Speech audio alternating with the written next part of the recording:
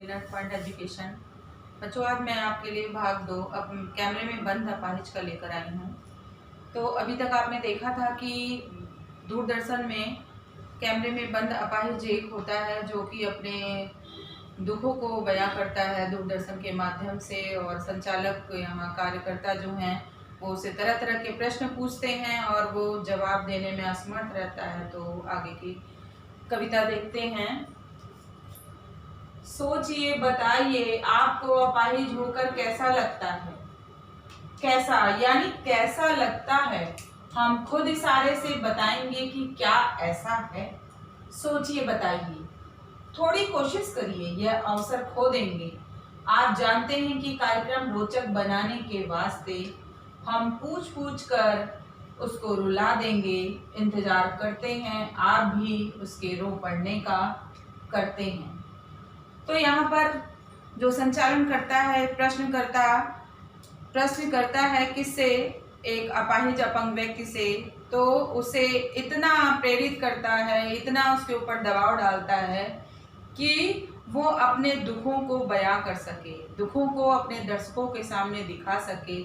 तो उसे बार बार कहते हैं कि सोच के बताओ कितना तुम्हें दर्द, सोचिए बताइए। वो कहते हैं सोचिए बताइए, और यहाँ पर वो अपने आप भी कुछ कहने का के लिए उससे कहते हैं कि अगर तुम्हें ना समझ में आ रहा है, तुम्हें कितना दुख है, तो इशारे से मैं तुम्हें बता दूंगा। कहने का तात्पर्य है कि दर्द किसी का है और बयां कोई और कर रहा है। यानी जिसको दर्द है उसके दर्द तो बता नहीं पा रहा दुख के मारे, लेकिन यहाँ दूरदर्शन टेलीविजन में टीवी के माध्यम से वहाँ संचालनकर्ता जो है वो खुद कहते हैं कि यदि आप ना बताइएगा तो हम आपको इशारे से बताएंगे, जैसे हम बताएंगे वैसे ही आपको बताना होगा। इससे क्या होगा कि संवेदनशील आपके लिए संवेदना मिलेगी, आपको सहानुभूति प्राप्त होगी। दर्शकों के में अगर आप रो देंगे या आपकी करुणा व्यक्त होगी तो दर्शकों में हमारे कार्यक्रम की रोचकता बढ़ जाएगी। तो उसी रोचकता को बढ़ाने के लिए बार बार उनसे कहते हैं सोचिए बताइए, आप सोच कर बताइए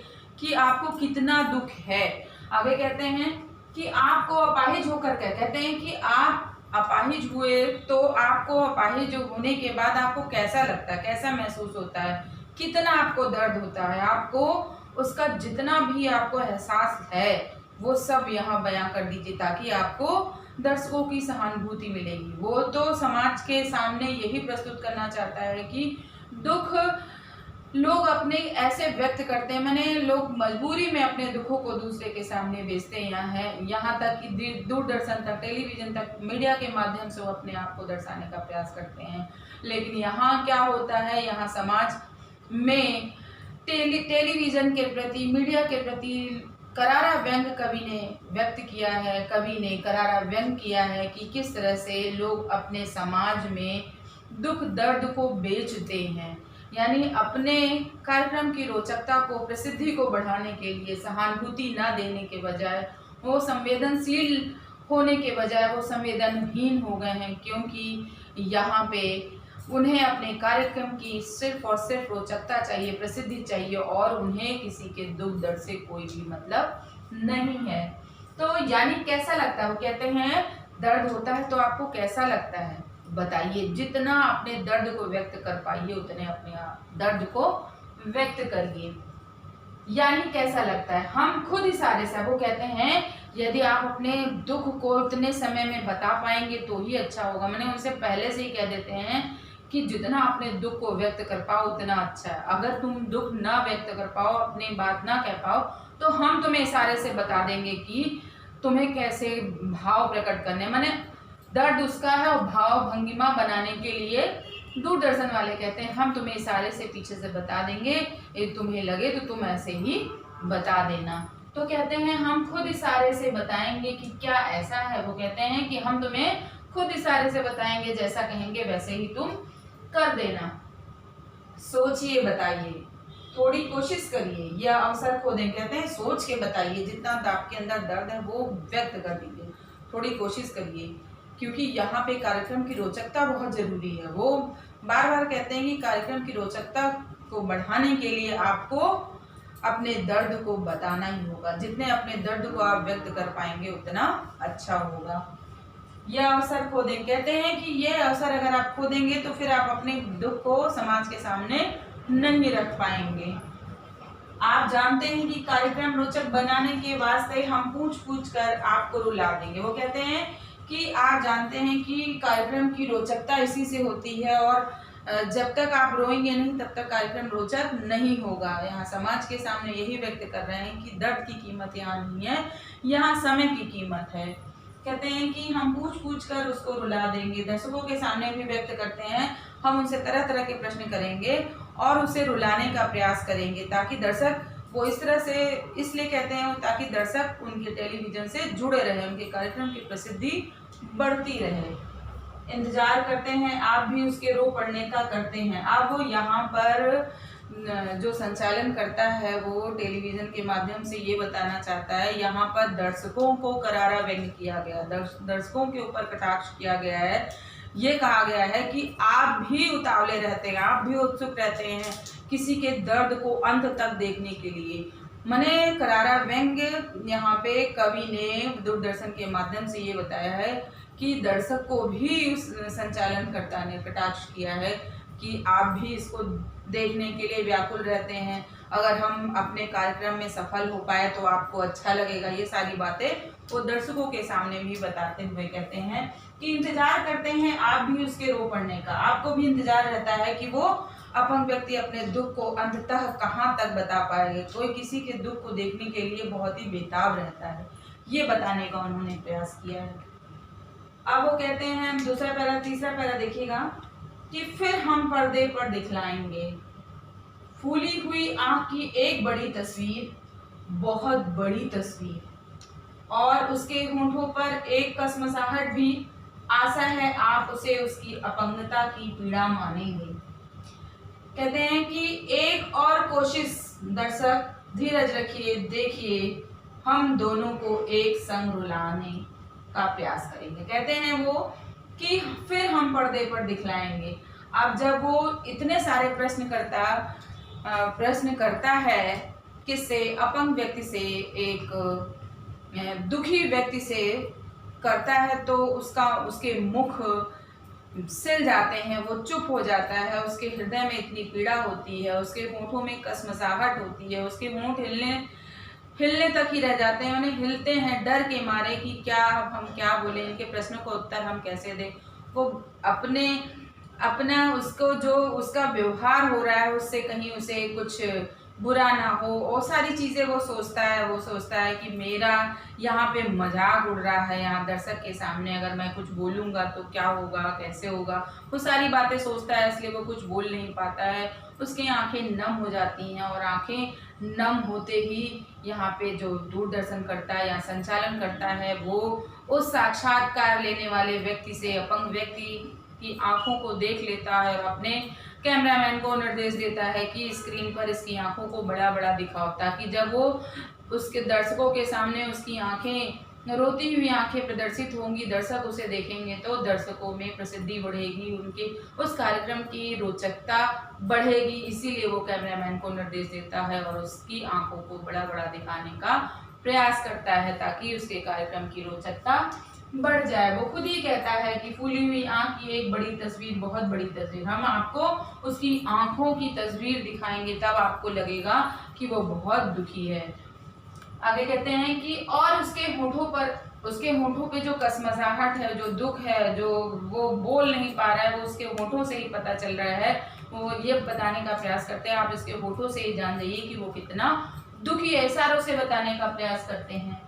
और आशा है आप उसे उसकी अपंगता की पीड़ा मानेंगे। माने जब आप उसकी आंखों को, उसके होठों की कसमसाहट को देखेंगे तो आप समझ ही जाएंगे वो कितना पीड़ित व्यक्ति है, उसकी पीड़ा आपके सामने रूबरू हो जाएगी, आप उसे देखने के लिए व्याकुल हो जाएंगी। कहते हैं कि आशा है आप उसे उसकी अपंगता की पीड़ा समझेंगे। तो मुझे उम्मीद है कि आप उसे समझ लेंगे, आप इतने से ही आप जान जाएंगे कि वो कितना दुखी है। आशा है आप एक और कोशिश, वो कहते हैं मैं एक और कोशिश करना चाहता हूँ, दर्शकों से कहते हैं धीरज रखिए, हम उसके दुख को आपके सामने लाने का पूर्ण प्रयास करेंगे ताकि आप उससे एकदम जुड़े रहें। माने कहते हैं कि वो जितना दुख व्यक्त करेगा उतना आपका लगाव हमारे कार्यक्रम के प्रति जागरूक होगा। वो कहते हैं कि धीरज रखिए, थोड़ा धैर्य रखिए, हम आपको और अपंग व्यक्ति को दोनों को एक साथ रुलाने का प्रयास करें। कहते हैं कि हम इतना उसके दुख को आपको दिखाएंगे, इतना दुख व्यक्त हो जाएगा कैमरे के माध्यम से, वो दिखाना चाहते हैं कि हम उसको स्क्रीन पर बड़ा बड़ा दिखाएंगे, उसके होंठों को, उसकी आंखों को, ताकि आप और वो एक साथ रो दे। माने वो यहाँ पे दोनों को एक साथ रुलाने का प्रयास कर रहा है। वो कह रहा है देखिए हम दोनों को एक संग रुलाएंगे। वो कहते हैं हम ऐसा व्यक्त करेंगे, हम ऐसा दिखाएंगे कि आप दोनों एक साथ रो देंगे, हम आपसे वादा करते हैं। संचालनकर्ता दूरदर्शन के माध्यम से दर्शकों से कहता है कि हम इस तरह से उसे साक्षात्कार लेंगे, इस तरह से उसे प्रश्न करेंगे कि उसका दुख व्यक्त हो जाएगा और आप दोनों ही एक साथ रो देंगे। आगे क्या होता है कि आप और वह दोनों, माने आप और वो दोनों एक साथ कैमरे से जुड़े रहेंगे। कैमरा बस करो, नहीं हुआ, रहने दो। आप जब इतने सारे प्रयास करते हैं, इतने सारे प्रयास करने के बावजूद अपंग व्यक्ति के मुख से एक भी आवाज़ दर्द की वजह से नहीं निकलती है, क्योंकि वह सोचता है कहीं हमारी बदनामी ना हो। वो इतना व्याकुल हो जाता है, बेचैन हो जाता है, वो अपने मजाक उड़ने के डर से वो कुछ भी अपने मुख से नहीं व्यक्त कर पाता है। तो यहाँ जो संचालन करता है वो अपने कैमरेमैन को निर्देश देता है कि रहने दो। आगे कहता है कि रहने दो, कैमरा बस करो, नहीं हुआ, रहने दो।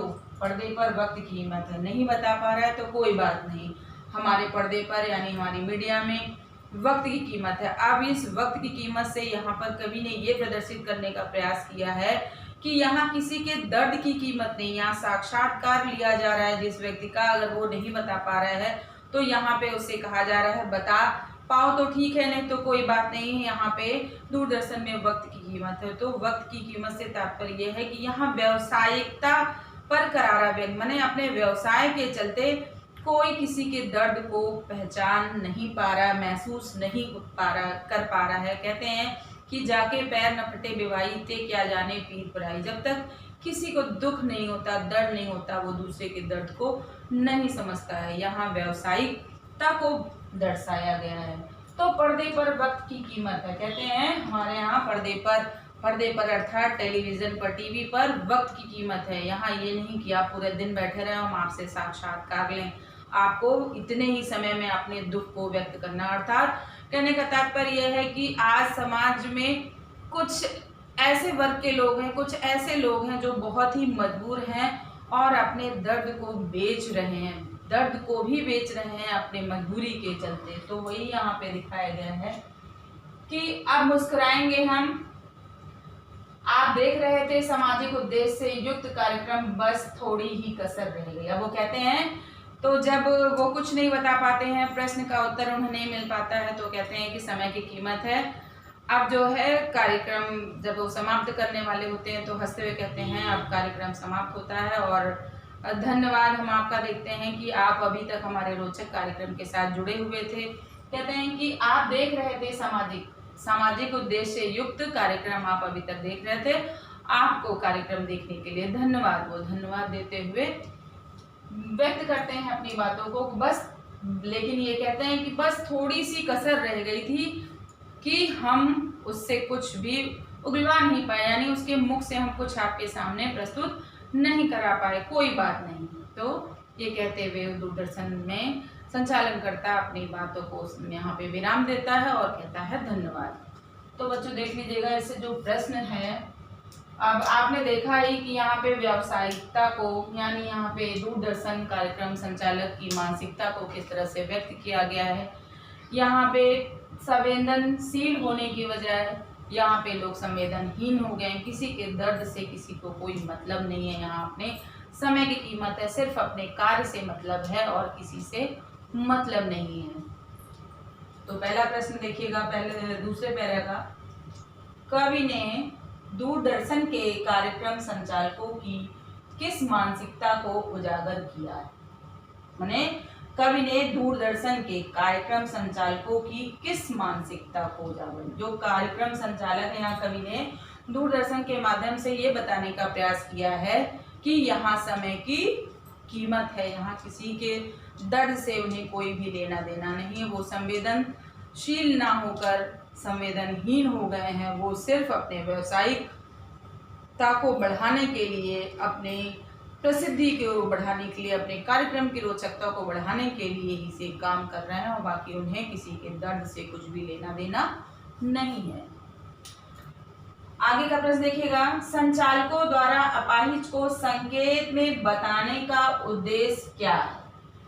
अब यहाँ पे कवि ये कह रहे हैं कि संचालकों द्वारा अपाहिज को, यहाँ संचालक जैसा कि आपने देखा था कि जब वो अपंग व्यक्ति अपने मुख से कुछ भी दर्द की वजह से नहीं बता पाता है, मजाक ना उड़े इस वजह से, तो उससे वो स्वयं ही कहते हैं, क्या कहते हैं कि संचालकों द्वारा अपाहिज को संकेत, वो संकेत से बताते हैं कि हम तुम्हें इशारा करेंगे, जैसा कहेंगे वैसा करना। माने कहने का तात्पर्य है दर्द तो किसी और को है लेकिन बता कोई और भी रहा है। वो अपनी भाव भंगिमा से, माने दर्द किसी को है बता कोई रहा, तो किसी के दर्द की कीमत किसी को क्या मालूम, लेकिन यहाँ पर अपने कार्यक्रम की रोचकता को बढ़ाने के लिए वो कार्यक्रम को, उसकी बातों को बढ़ा चढ़ा कर बता रहे हैं। अतिशयोक्ति यहाँ पे दी गई है कि इतना बता रहे हैं कि ताकि दर्शक उनके कार्यक्रम से जुड़े रहें, उनका कार्यक्रम रोचक बना रहे।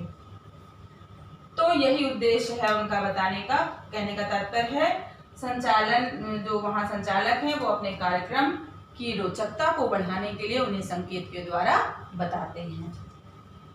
दर्शकों की मानसिकता क्या है।